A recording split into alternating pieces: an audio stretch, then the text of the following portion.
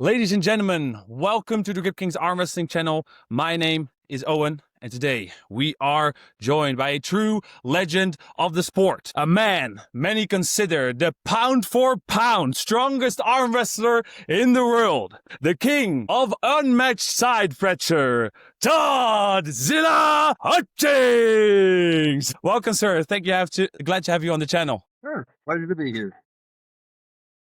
All right, so I'm just going to give a little bit of a introduction about me real quick so you know who you're talking to. My name is Owen van Huis, born and raised in the Netherlands. I've been doing fitness for about 8 years and found arm wrestling about 2 years ago. I founded Grip Kings, the Grip Kings Arm Wrestling Club in about, April 2020. At 32 members at the moment, and that's awesome. The youngest is 15 and the oldest is 50 plus.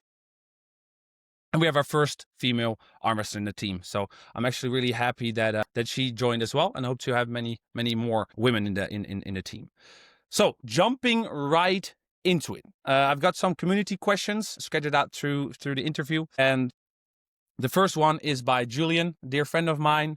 He is asking you, in your opinion, what is the most difficult part of arm wrestling, and how does that challenge evolve depending on whether you're a beginner, intermediate, and eventually becoming a veteran like yourself? Sorry, continue. You said about the arm wrestling pain. Yeah, you get the elbow, you get that tendonitis the first couple of years when you're, because you're pulling your elbows off axis like that. So once you manage that, then the rest of then the next hardest thing is just trying to stay injury free. You get in a heat of competition, sometimes you put yourself in bad spots, and that's usually where, the more severe injuries happen. And it usually happens to beginners or women, but since there's not that many professional women, almost all women arm wrestlers tend to fall in the beginner category because they just don't get a lot of experience. I see. And that stays consistent throughout, like from beginning towards even still now at so much experience that you have accomplished right now. Yeah, even right now, staying injury free is probably the hardest thing for me now. It's always just trying to adapt or learn and improve my skills for whatever super match I got coming up. But arm wrestling's there's enough YouTube videos and stuff out there that you can probably figure out what's going to work and what's not going to work ahead of time.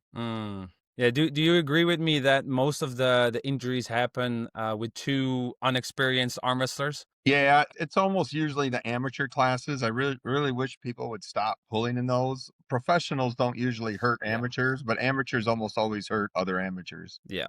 And what do you usually say when, I get the question a lot that you do arm wrestling, that's in bars, right? You did it in bars. Isn't that really dangerous? What do you usually tell people? Everybody gets the same questions, but yeah, arm wrestling in bars could be dangerous. Not lethal, but you are likely to get hurt arm wrestling in bars. You're very unlikely to get hurt at a professionally roughed event on regulation tables these days. There's a lot of people watching, and people are pretty careful about that. And the audience members and everybody else is looking out for it. So it's pretty rare you hear of severe injuries out of a tournament now and then. Maybe once or twice a year I hear about it, but it's usually new leagues and it's almost always amateur classes. Yeah, that's true. Yeah, that's why we at the club usually only let the new person pull and the experienced puller just guide them through the table instead of doing matches. People think that they're going to do matches instantly. I'm going to arm wrestle. No, we're first sticking to the basics, to the safety, and from there on, you're just going to move. Otherwise, you're coming to join the training one time and you'll be gone after that forever. You never come back. So another question that I have for you is: were there any moments you considered quitting the sport, and what kept you going in the arm wrestling scene? I think I quit like 3 times. There's actually a whole video series on the old Arm TV channel where I think it was like the second time I quit when I was coming back when they formed the new leagues. Yeah, I've quit at least 3 times that I know of. So and then what made you came back? Good at quitting. What made you came back? Like after these quits? I haven't seen the series, but I'll check it out afterwards for sure. Another league started, and it started getting professional again. So like when the WAL came back, and before the WAL, not came back, but there was the UAL, then the WAL, and there was a series of leagues before that. I can't remember the name of it. Travis Bagent was running a league. I think the first time I quit was when that league collapsed. I'd flown out to Las Vegas. I'd had like my mom and my aunts and my cousins and my nephews all out there, and then they canceled the event after I was in Vegas. Oh So no. Everybody was already there, ready for the yeah. event. I see. So so I just quit then because it takes a lot of time, to get the top of the sport, and then when there's really no place to compete in it, you know, and I could Then make what matters? more money doing my normal job than I could arm wrestling. Yeah, then the choice has to be made in Yeah. that case. You're obviously known for your relentless side pressure. That's case the introduction and of use of the Westside Barbell method. What drew you to the conjugate style arm wrestling training? Have you tried other things before, and how did you get to that I point? was doing for a few years, I did what most arm wrestlers do, just follow the training of like my training partners and stuff. And most of it was like bodybuilder based, lots and lots of reps, lots of conventional wrist curls, that sort of thing. Until failure, trying to that Yeah. type of stuff. Yeah. And then I was introduced to the Westside Barbell system by a power lifter named Mark Bartley in South Carolina who was using it and had met Louis several times. And what attracted me to it was there was an actual way of measuring whether you were getting stronger. All these bodybuilding methods, you add reps, but Yeah. there's no way of judging if you actually got stronger. Westside Barbell system solved that for me. So it said, this is how you know if you're getting stronger, and these are the things you do if you're not getting stronger. So Mm. Yeah, that's the it was current just simple. that's the current issue I have, and I'd like to dive a little bit deeper in a few questions after this into the conjugate system, because I've seen all your instruction videos on the book, and I've seen the how to set up the training program, but there are still some questions that I have towards that, because I'm at a point in my, well, I don't want to say career, but in my arm wrestling, well, I'd say career, I guess, where I want to get stronger, but I don't know how to. And by watching your videos, I figured out like, hey, wait a minute, you can actually measure what you're doing, just like what you said. And I think with many new arm wrestlers, including myself, that's a turning point where you eventually find yourself and you have to decide, am I going to actually do this, or am I just going to keep it as a fun side thing, right? I'm going to Correct. pursue it, or am I just gonna, just gonna do table time every Saturday and then continue to work other trainings whatsoever? Or am I going to commit to it and find a training regime that actually works to improve my capabilities in the sport? So yeah, a little bit later on that, after these questions. I mean, it's like a follow-up question anyway. Are there, in this regime that you have now, are there any um training exercises that you absolutely dread doing, but you know that you just have to do them? Is there, obviously everybody has a favorite one, but I like to ask you, do you have one that you absolutely dread? It's like, it's this day again, I have to.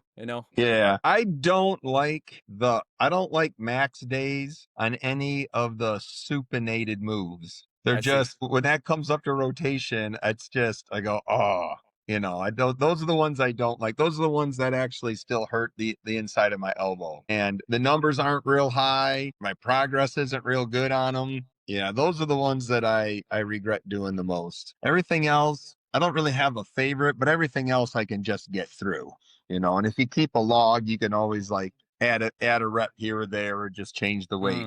Yeah. The supinated moves are kind of painful for me. Yeah, I can understand. For me, it's I'm the weakest at rising. It's just really bad. Like, even guys that are a lot less weight, they weigh a lot less than me, are a lot stronger in rising. But it's something I have to work on. And I think with the conjugate system, I think I'll be definitely be able to improve that and track it, of course. So I'm looking forward to starting that. And besides the basics like rising, cupping, pronation, and supination, are there any other key lifts that you think every serious arm wrestler should include in their regime?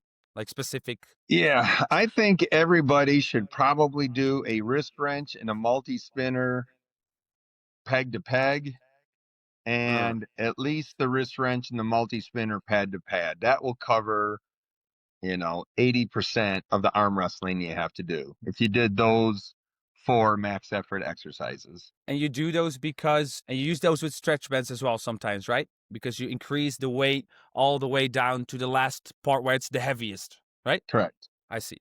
Yeah, the stretch bands are, if if it was possible, we would just max out every workout. Yeah, The if we problem could. is, very few people can. I mean, some folks can. Some folks are built different, but most of us cannot max out every workout. So for No. those folks like myself, you max out when you can, and then you need alternatives to max effort days. So that's where the stretch bands come in. That's where heavy volume comes in. Isometrics come in. Those are the things you do since you can't hit a max every single workout. Yeah, but you said the Bulgarians used to do that, right? They used to have like a full week of maxing out everything. Yeah.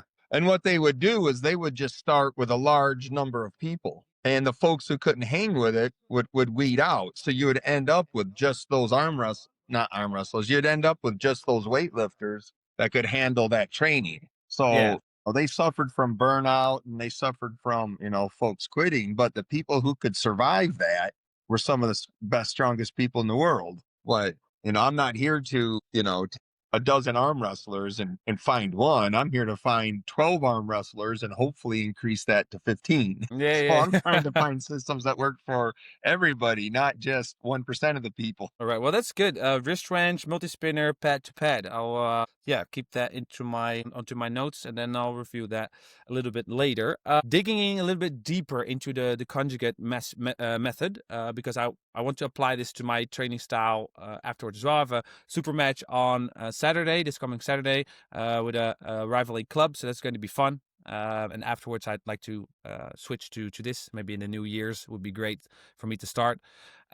So first of all, how long do you usually warm up, and what do you do? So I was watching the videos and I was thinking, okay, so you warm up. Does it differ from the isometric day and the max day, or is it usually a little bit of the same regime? My warm-ups take about an hour, and that's whether it's practice, speed day, max effort day, whatever.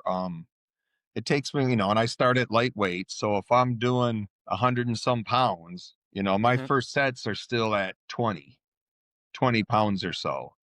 I see. It takes me So a this while is on to a warm Monday. up. This, for example, on a Monday on 1 rep max day, for example. It could be whether it's 1 rep max day, whether it's speed day, whether it's volume day. It's still Okay. Anytime you're going to go over 80% of your 1 rep max, it takes me about an hour it takes me an hour to warm up when I go to practice. The young kids will show up and they're ready to go full blast as soon as they walk in. I got to arm wrestle for about an hour, Before I you're can warmed handle up. those guys. Before the Yeah. engine is blowing off enough steam. Exactly. Those I old see. diesels take a while to warm up. So like 80%, 60 minutes, and it doesn't really matter what you do. Do you, for example, do all the different variations, rising? My warm up is always whatever the first exercise of the workout is. So if the first exercise of the workout is a supinated multi-spinner, that's what I warm up on. I see. So the warm up is Very just important. the very first exercise with extra sets at low weight. Great. That's very important because I couldn't really figure that out in the sessions. So my next question about the conjugate method: how many variations do you recommend per vector? Because I figured out that you have, for example, 10 different vectors that are 10 different exercises: the Devon style, normal rising, cupping pronation, etc. I don't do the Devon style. No. That's But for other example. people. For example, because you use it in your video. At a minimum, everybody should have 6. Six variations total. That would be the minimum. Even a beginner could start with them. The problem is most beginners don't want to wait 6 weeks to see if they made progress. Yeah. I will start some beginners at 4, but everybody should have 6. And experienced pullers somewhere between 10 to unlimited. I mean, you could have dozens. Once you believe in the system, 20 would be fine. For me, I compete like every 3 months and I know who my opponent's going to be. So I usually pick exercises geared towards that specific opponent. If they're going to press, my max effort exercises are all geared towards combating a press. If they're a top roller, I do more outside moves. If it's predominantly an inside puller, all my max efforts are predominantly for inside pulling.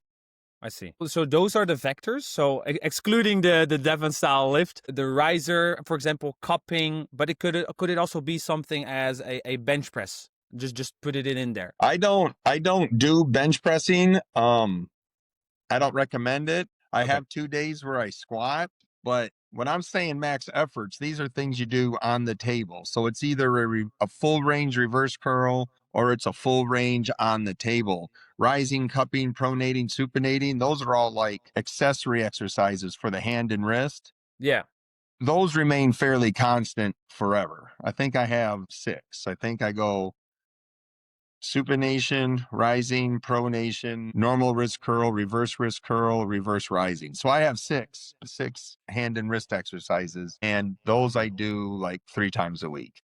I see. So and then on the list we had a couple of the different exercises you could make it a little bit easier for me. We have the Devon lift. You could do it squatting, standing up, seated, for example. You Those account eventually, as 4 different exercises. yeah, and you basically, because if you have 10 different vectors and you have 3 variations, it could potentially mean that you won't see the first exercise in another 30 weeks. Is that correct? It exactly means that.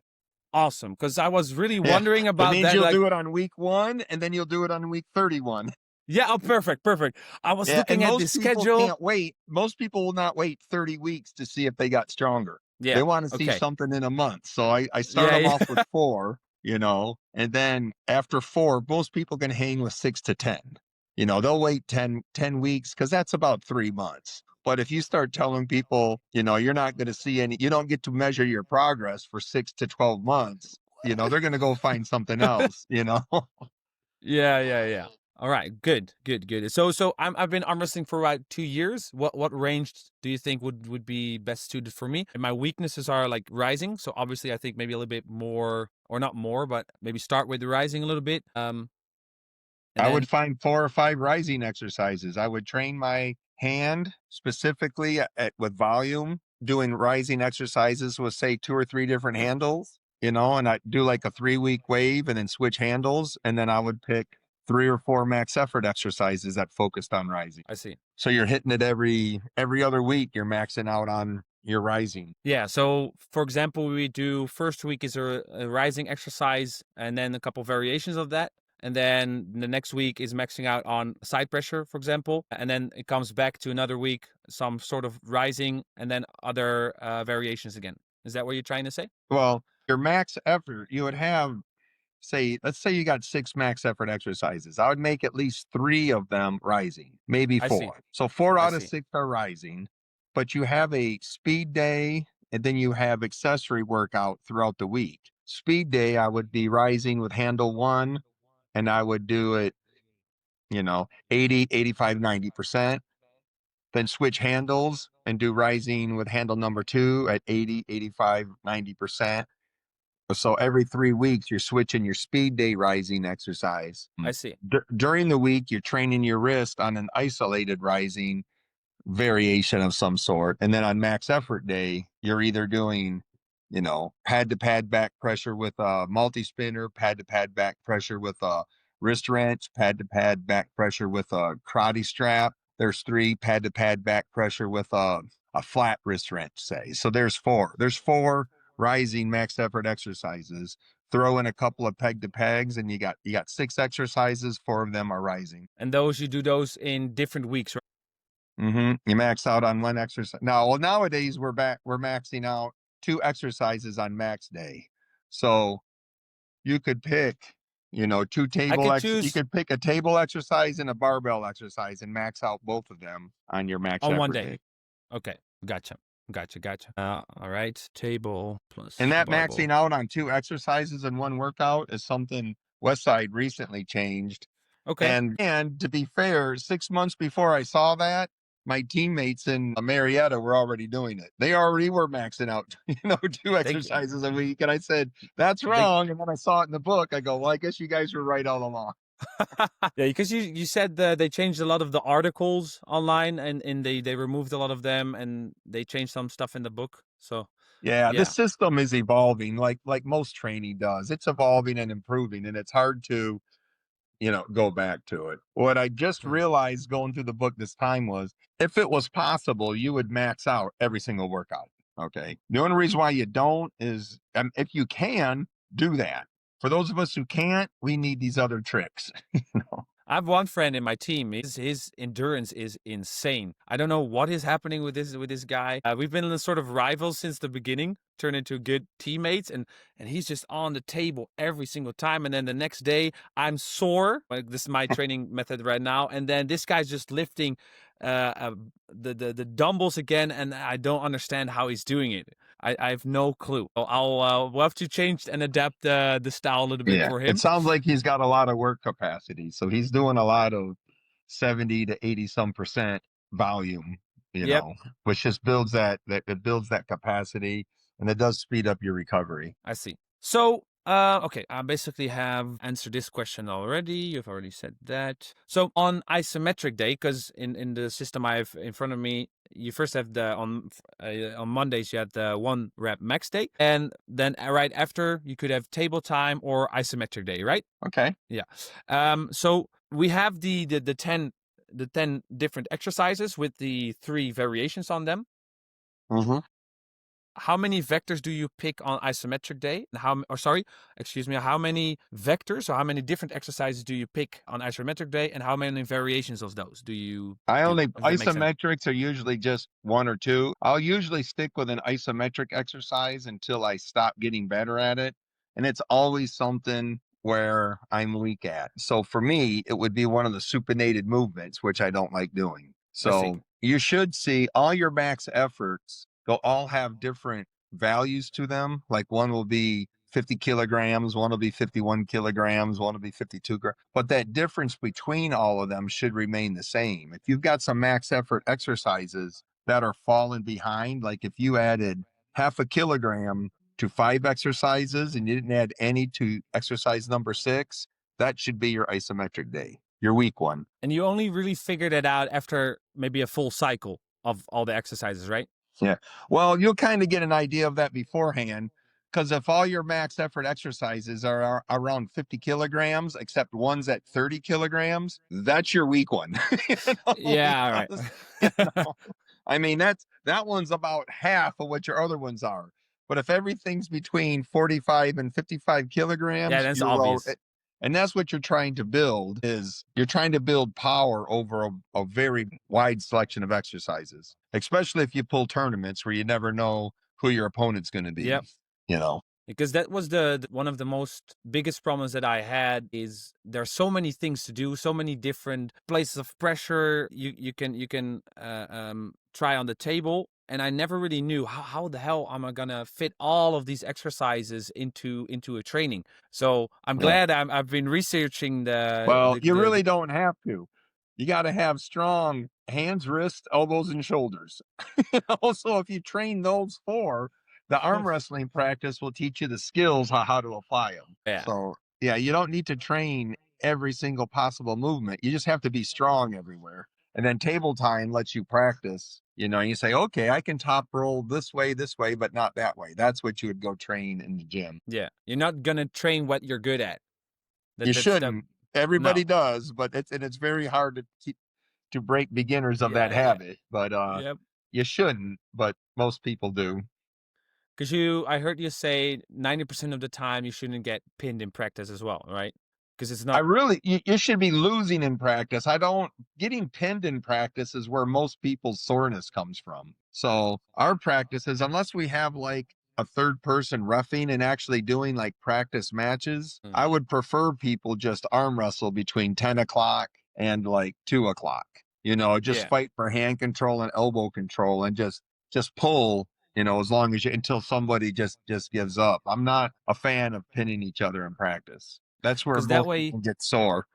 because that way you recover faster. You can hit the table again, get your Yeah. technique up, yeah, Well, controlling the center of, I mean, if you can control the match between here and here, pinning the guy's easy. I don't know. Pinning is the easiest part once you have control. Mm. So you don't have to practice the easy part. You got to practice getting control. So if you would give an average, because obviously it's really fun. If you don't really have a match or a tournament coming up, once every how many weeks would you say do like a full session, like a full session that you're actually getting exhausted on? Would there A be full an session estimate? of practice or a full session of Yeah, yeah. weightlifting? Full session of practice, just for fun, just for the love of the sport. If you don't have any, Yeah, I can typically practice for after the hour warm up for about an hour or two, and then uh, there's no reason. I don't think there's any benefit in arm wrestling when you're all beat up and sore. So if people are telling you you're obviously tired, it's probably time to quit.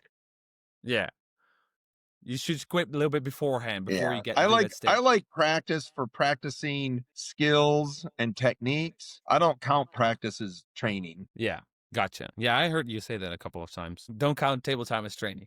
No, Okay, so we got that covered. How many vectors do you pick on isometric? You said about three, right? Three vectors of isometric day.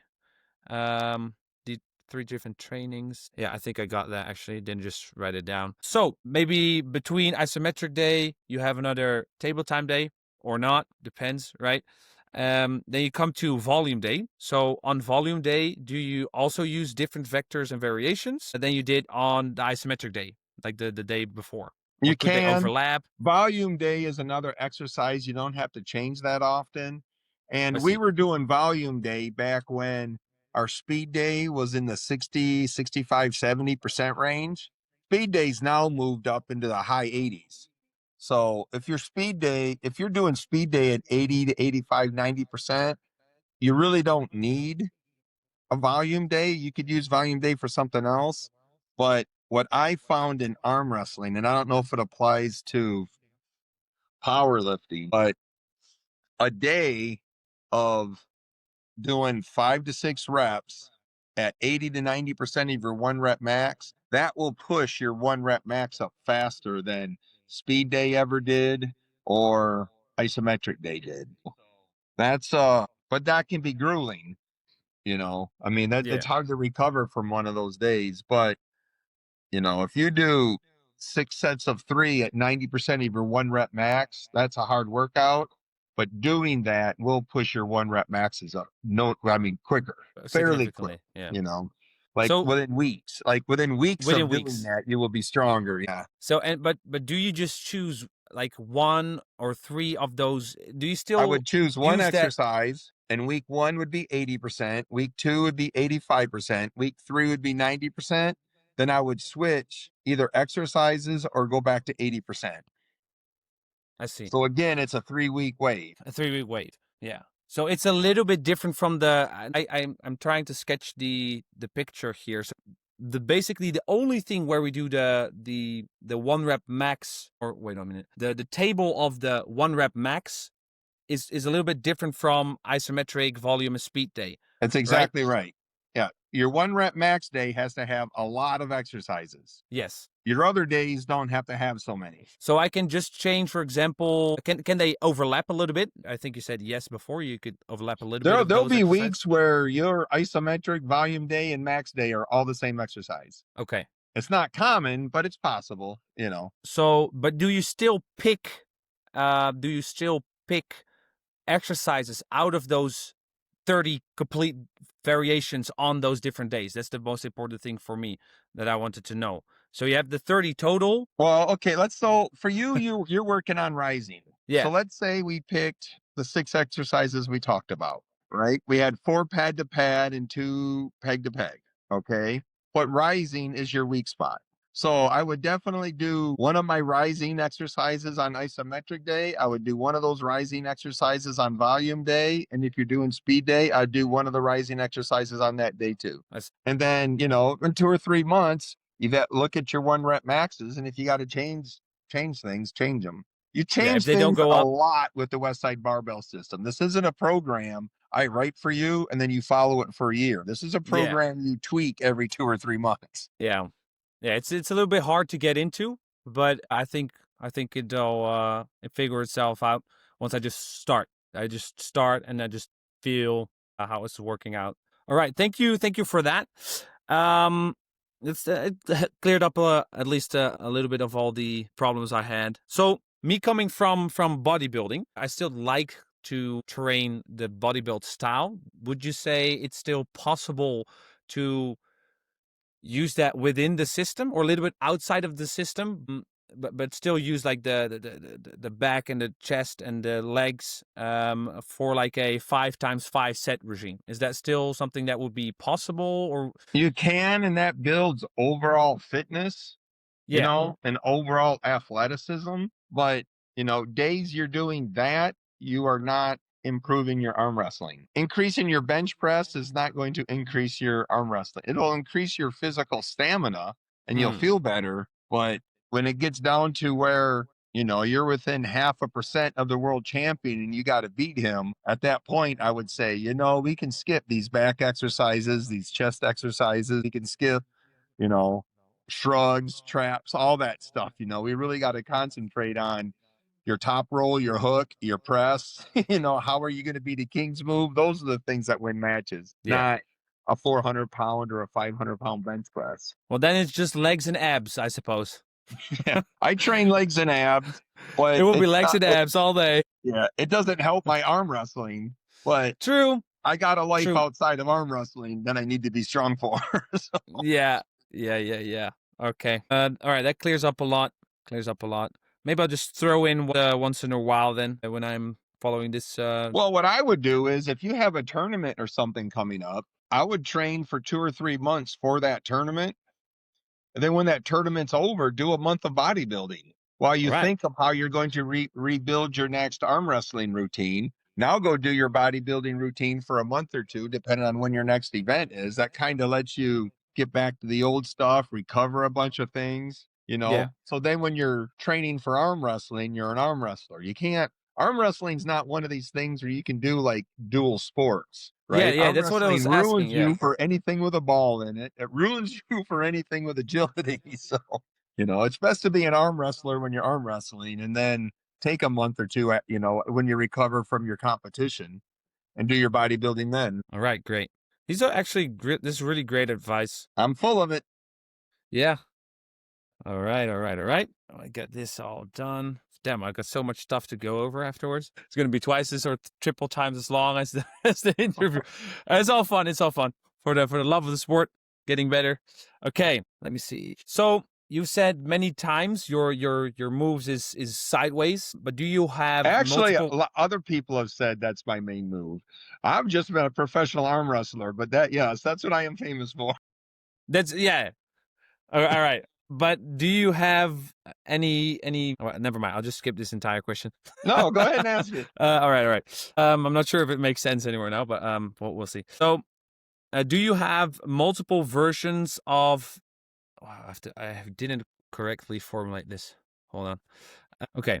So, gonna try to explain it simple so I understand, you understand as well. So, for going sideways, do you have different variations of going sideways for different opponents?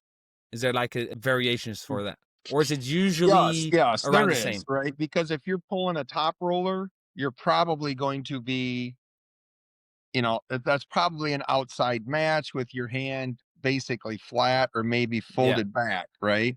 But if I'm pulling a hooker, chances are, I'm probably leaning in with my shoulder behind me. Mm-hmm. If it's a presser, my shoulder's probably behind my hand when I'm trying to beat him. So, but I train all of that. My peg to peg days, incorporate whether my shoulder leads the hand, whether the hand leads the shoulder, whether it's a pronated grip or supinated grip. So I hit all those. I mean, my max effort, I think I've got like 50 of them, and I try to just break it down to like 12 for a 3-month section. So you got like enough for a whole year that Yeah, I that could you do a can whole year change. and not repeat a max effort exercise Wow. on sideways, and I could almost do that going backwards. That's I would get overload on information right now Yeah. if I'd ever tried it.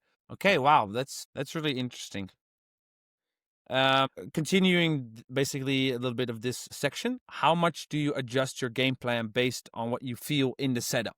So obviously, most of the people have that arm wrestle have a game plan and they know what they're good at. But how much do you change when you set up for the first time with your opponent? Does it change at all, or does it Now, really it stay the same? changes very slightly. I might adjust my grip a little higher or lower. How high my grip is, how hard I like squeeze or load, and whether I'm just going to completely commit to the straps or try to arm wrestle outside the straps. Those are really the only three decisions I have to make. I made a plan for an opponent 3 months, 3 months before the match. Those are the three things I adjust once I'm actually at the table. Okay, good. So when it comes to table time, how do you usually structure your team sessions? Do you follow a general flow, or what when pulling table time? How Yeah. does that I usually? usually, like I said, we don't pin each other, and it's usually whether or not I'm working on my elbows or my hands. So recently, my hands have always been a weak spot for me. So I adjust my grip to where it's fairly equal between me and the opponent, or I keep lowering it to make it as competitive as I can. And I'm just trying to train, basically hand positions and stuff to control the hand, or not really to control the hand, but to protect my own. Because when you get ripped open, that's where the fatigue usually Yeah. kicks It's in, very right? hard. It's very hard to win once your hand's compromised. It's Yeah, not yeah, yeah. impossible, but it's hard. In a super match, it gets hard each time. Where in a Mm. tournament, you can lose your hand and you probably don't have to pull that guy again. But if you're going to pull the exact same guy 7 times, it would be very hard to bounce back. That also reminds me of your latest match where you defended your title. Me and a friend, we rewatching that video, that match, and what we found out, or what I saw, I'm not sure if this was how do I say, a conscious decision, but once you were, let me see, where's the camera? It's over here, I think. Yeah. Once you were in the setup, it looked like you gave up like this portion of the wrist to catch the top roll from Irakli, and we found out that if you completely flex your wrist down, it eventually wants to open up. Right? If you go all the way down, it wants to open up. But if you keep it a little bit more open, you have a lot more power to contain that top roll, and then you catch the top roll, and then you can just go sideways. Is Yeah. that's what What we you're found saying out? about bending the wrist is true, but for me, I never try to get fully flexed on my wrist. I always arm wrestle kind of straight wristed or I even see. back, because I got to stay high, because I'm more worried about somebody pulling me open. So so I want my hands high. So I'm never trying to get fully committed, whether it's a hook or a top roll. It Mm, just needs to be bent enough to where my knuckles are at least as high as his. That's pretty much fair. So if our hands are fairly equal, now it's just who's got the strongest elbows and shoulders to go sideways. So yeah, other but people don't. like John will fight for hand control, complete hand control in every Mm. match. Devin's another one who typically does that. Levon's somebody who doesn't even give a shit. He just grabs his hand and Yeah, goes but he's a sideways. different level. You know, It's like, yeah, so you just do you, bro. You just do you. I'll figure it out. all of us have different styles based on our capabilities. And my Yeah. capability is I don't have a very large hand, so I Mm. do not want this to be a hand battle. I got to protect my hand and make it an elbow battle. Yeah. Okay. Okay. All right. All right. All right. Okay. We already basically did this. Oh yeah. This is some questions about coaching. So if I'm coaching beginners or intermediate, what principles from your approach to table training do you think are essential to pass on? If that makes any Stop pinning sense. each other. If you're going to pin Stop each hitting. other, then have Oh, like a yeah. real match, a real fair start, refs grip, ready, go match. But when you just walk up to the table and you're blasting into each other to the pin pad, stop doing that. That's going to slow everything down. Okay. Second, Okay. you have to learn and train all the four basic techniques. You can't say, I'm a hook puller, so I'm only interested in hook exercises. Hook pullers have to know how to top roll. Okay. Yeah. Top rollers have to know how to press. All of us need to know how to deal with a king's move. I myself Mm. can't do one. I'm pretty sure I would cry if my arm went that straight. But you have to practice all of that. Table time is not where you keep score. If you're winning every single match in table time, you're either cheating or you're in the wrong club. You need to go find somebody that can challenge you. Okay, this is going to change our training regime so much. All right, awesome. So, yeah, well, you basically answered this question already, so no point to that. I have a few more fun ones coming up. Don't have too many more, but let me see. Okay, from Rotterdam Arm Wrestling. This is not from Rotterdam, sorry, but Kostya asked you a question, and it says, "How do you stay in such great shape at your age?" I don't know if age has anything. It's not my question. I know. It's not my question. Not being Don't injured, shoot the messenger. training makes you strong and healthy. Right? The things that subtract from your training, injuries, other interests, kind of stuff, loss of focus. So if you can stay focused and uninjured, you should continue getting stronger. Nobody would train if training didn't make them stronger. So if your training is not making you stronger, then you are training wrong. Okay. Well, that's a perfect answer. Then I've another one from Jasper. This is a an orthodox question, but how do you keep your head so perfect and shiny? It's not so perfect and shiny up close, but it's nothing. It's whatever razors they sell at Walmart. It's nothing I see. special. All right. Well, I'll tell Jasper to, if he ever wants to go bald, he should buy some razors from Walmart. There you go. Awesome. Oh, he's gonna love that.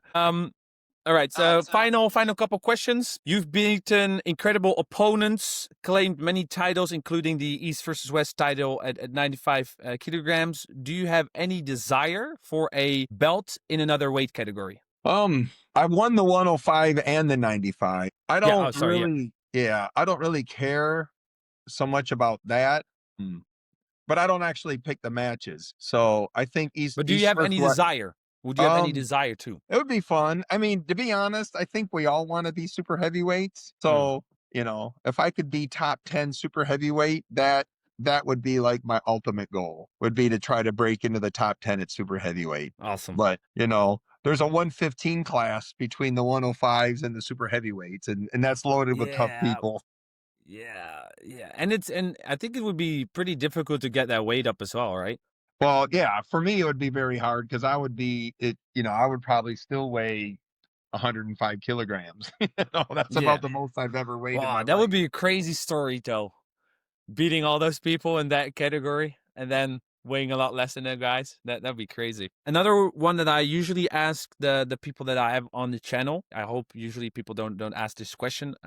Outside of your own competitive arm wrestling career, is there anything you're currently working on or passionate about within the sport? Within arm wrestling? Yeah, within arm wrestling, outside of your own career. Oh, no, not really. No competitive arm. But we talk about what I'm going to do when I stop competing. But I don't. But that's never going to happen. It's never going to happen. You're never going to stop. We'll see. Yeah, I don't. Yeah, I don't think I'm going to be like a ref or a promoter or anything. That doesn't really have any desire for me. I see. And we'll see if East versus West gets big. Like Robert Baxter thinks it's going to be. Maybe there's a I don't know, a commentator or a training camp or something I could run for him. So, that'd be awesome. Yeah. I think many people would love that. Yeah. Okay. So let me see. All right. What's some life advice you often find yourself giving to people around you? Except for calling your mom. Calling your mom. Doing your JM presses. JM presses and calling your mom. Yeah. Set your goals higher because arm wrestling is something you can do for 20 or 30 years. So if your goals are to win your local state or national championship, that goal is not big enough, because it's not going to take 30 years to do that. Yeah. Think about what you want to do in 20 years. Once you've been arm wrestling for 20 years, think about what you want to do then. That's the goals you need to be working on. Awesome. I'll write that down. Dream big. Yes. Dream big. Or at least far. At least far. If you'll reach is the question, but at least dream far. All right. So I'm just going to do some closing comments. If you ever find yourself in Europe again and the timing works out, I think many of my teammates and the Dutch arm wrestling community would love to host you during a seminar. If you'd ever be up for that, if you're close by somewhere, we could discuss the details. All right. Well, keep an eye on the East versus West schedule. I don't know what it is. I only know what it Yeah. is like a few months ahead, but they're putting them all over the world. I think they're adding 2 or 3 countries in 2026 that we haven't been to. All right. Oh, I'm gonna check yeah. that out because I think many people would be interested in that 100%. So Yeah. we all right. Glad to hear. Yeah. All right. Thank you so much for answering all these questions I had. My It's pleasure. really an honor to meet you. I'd Thank hope you. to see you in the flesh sometime when I visit a East versus West tournament or the super matches, or if I'm Yeah. ever competing myself. Who knows? There In you 20 go. years, you know, you never know. You never know. That's possible. It's possible. Dream big, dream big. So yeah, thank you so much for today. I'm gonna close the recording now, and then we have to stick online for a little bit so Sure. that we can get it uploaded to the clouds.